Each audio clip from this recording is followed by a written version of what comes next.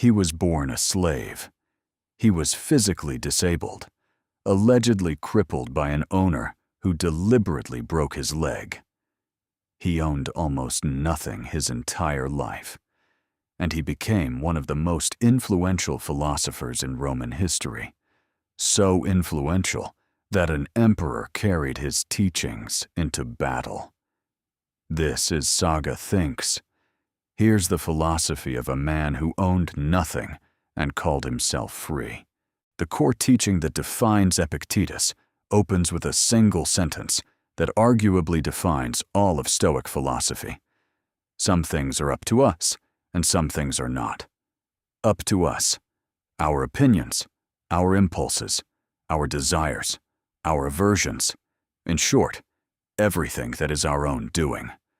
Not up to us, our body, our property, our reputation, our position, in short, everything that is not our own doing. Epictetus is blunt about the consequence of confusing these two categories. If you mistake things that are not your own for things that are, he warns, you will be hindered, you will grieve, you will be in turmoil, and you will blame both gods and people. But if you correctly judge only what is truly your own as your own, and treat what belongs to others as belonging to others, no one will ever be able to compel you. No one will hinder you. You will blame no one. You will have no enemies, because nothing harmful can touch you. This isn't abstract philosophy for Epictetus. It's survival wisdom forged in actual slavery. He's not writing this from a comfortable armchair.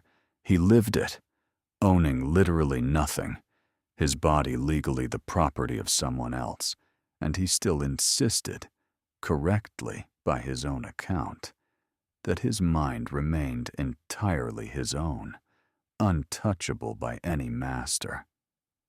Epictetus's second major teaching, and arguably his most quoted line across 2,000 years, people are not disturbed by things, but by the opinions they hold about those things. This is the psychological engine underneath the entire dichotomy of control. Death itself, he argues, isn't inherently terrible. If it were, it would have seemed terrible to Socrates too. And yet Socrates faced his own execution calmly. What's actually terrible is the judgment we attach to death, the story we tell ourselves about it. Change the judgment, and you change the experience, even though the external event hasn't moved an inch.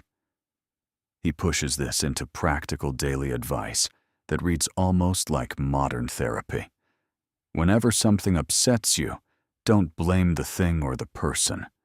Examine your own judgment about it first, because that's the actual source of the disturbance, and that's the only part you can actually fix. This is a genuinely radical claim, and it's worth sitting with its full weight. Epictetus isn't saying bad things don't happen, or that suffering isn't real. He's saying the raw event and your suffering about the event are two separate layers, and you have far more leverage over the second layer than most people ever realize, because you've been taught wrongly that your reactions are automatic and uncontrollable. Epictetus offers a striking metaphor for how to think about your life. Remember that you are an actor in a play, and the playwright chooses the role, whether it's short or long, a beggar or a king, a cripple or a senator. Your job isn't to choose the part. Your job is to play whatever part you're given as excellently as you possibly can. This idea directly addresses something people often find troubling about Stoicism. Doesn't focusing only on what's up to us become an excuse for passivity, for accepting injustice, for not trying to change your circumstances? Epictetus's answer is more nuanced than it first appears. You don't get to choose your starting role, your body, your birth, your society, your health. But excellence of character, effort, and integrity within that role is entirely, completely up to you, regardless of whether the role is grand or humble. He extends this to daily conduct with remarkably specific, almost blunt advice, telling students, for example, not to seek to have events happen as they wish, but rather to wish that events happen as they actually do happen, and in this way, life will flow smoothly. This is often mistaken for fatalism. It isn't.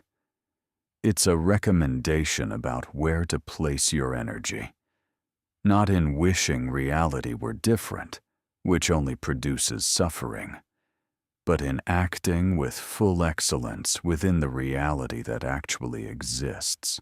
Epictetus's fingerprints are all over modern psychology, more than almost any other ancient philosopher. Albert Ellis, one of the founders of cognitive behavioral therapy, directly cited Epictetus's line about judgments, not events, disturbing us as a foundational influence on his entire therapeutic model.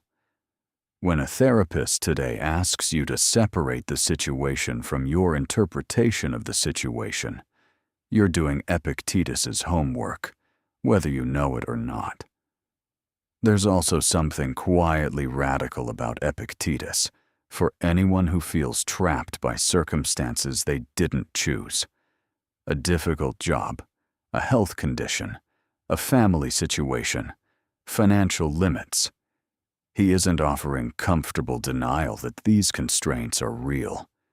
He's offering something harder and more useful, a reminder that even inside real constraints, the domain of your judgments, your character, and your responses remains fully, permanently yours. A form of freedom that literal slavery in his own life couldn't take away. A quick note on the man himself. Epictetus was born around 50 AD in what's now Turkey, into slavery, eventually gaining his freedom and teaching philosophy in Rome and then Greece. He never wrote anything down. Everything we have comes from a student, Arrian, who transcribed his lectures. The Enchiridion, meaning handbook, was meant to be carried around and consulted daily, like a manual for living. Epictetus never owned a house of any significance, never held political power, and by his own choice, lived with almost nothing. And yet he taught, with total conviction, that he was freer than most emperors, because freedom, for him, was never about circumstances.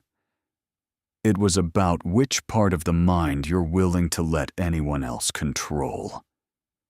2,000 years later, that remains one of philosophy's most quietly liberating ideas.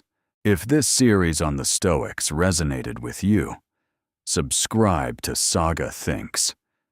We're covering the philosophers who still shape how we think, one book at a time. Let us know in the comments which philosopher you want to see next.